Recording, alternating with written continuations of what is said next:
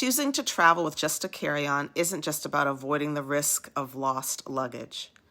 When I decided to travel to Portugal with just a carry-on, I was coming out of a painful chapter, and I needed space to breathe, to think, and to feel something new.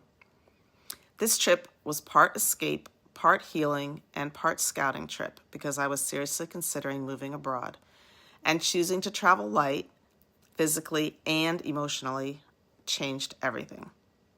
If you're thinking about going abroad or just starting over, this story is for you. Now, let's start with how I packed. I went to Portugal in the winter, so I needed layers, but I still wanted to stick to just a carry-on. But it was cold, colder than I expected. So the first smart choice I made was wearing my hiking boots on the plane. These boots never came off. Portugal is full of hills and uneven cobblestone streets, especially in Lisbon and Porto. If you're going in the winter, pack comfortable walking shoes or boots that you can live in. For me, that meant fewer shoes in my suitcase and no sore feet the whole trip. Now, even though I thought I packed well, I still had to buy a sweater. And that's something to keep in mind. Packing light doesn't mean being underprepared. It just means knowing that you can grab something if you truly need it, instead of overstuffing your suitcase just in case. Hi everybody.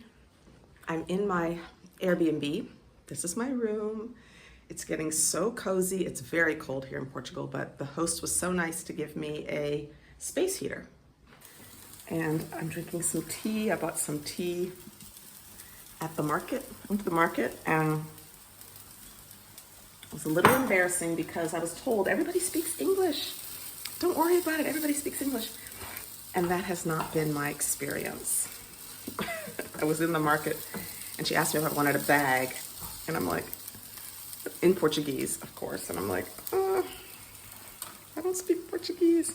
And so the person behind, somebody in line said, bag, you want the bag? And I'm like, oh yeah, no, I brought my own. So that was embarrassing. Although with the words that I'm learning, bag was not one of them. But I think I'm gonna learn how to say that because that is the second or third time somebody's asked me if I wanted a bag. Second time actually, because I bought this sweater. So cold here. Isn't this sweater, it's kind of cute, right? But I needed something much warmer. And same thing, they asked me if I want a bag because they charge for bags here. They don't do that in Dallas, but they do that in DC. And they do it here in Lisbon. And so if people are gonna keep asking me if I want a bag, I guess I should learn what that phrase is. And I should learn how to say yes or no thank you, right? Yes please or no thank you.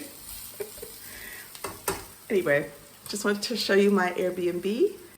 Now, I packed pieces that I could mix and match. I tried to stay within one color scheme, so a few pairs of pants, some tops, and a warm hat, a scarf, pajamas. But basically, the key is to roll everything up neatly into packing cubes because that was a game changer.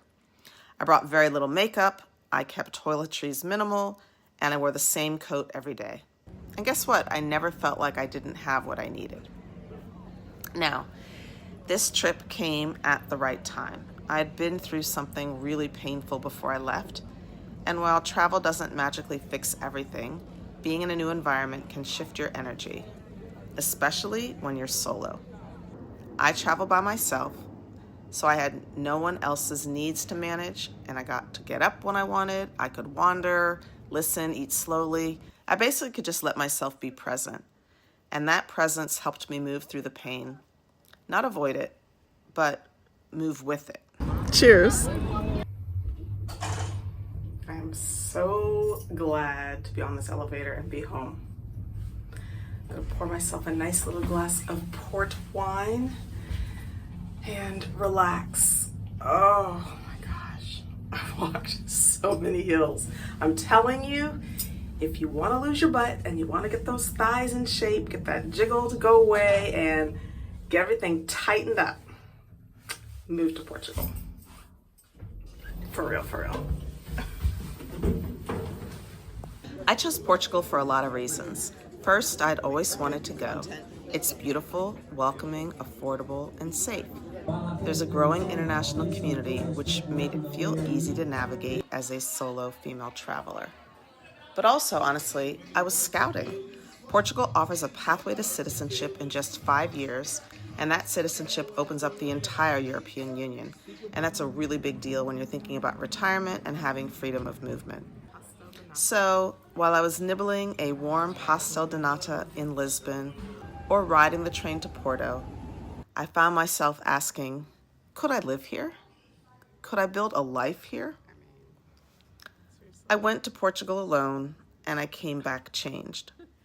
I made new friends, I fell in love with the rhythm of the place, and most importantly, I realized that healing does not always happen in stillness.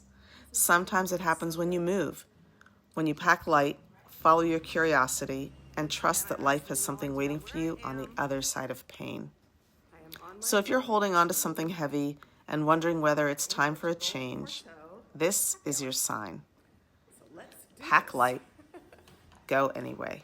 You never know who you'll become.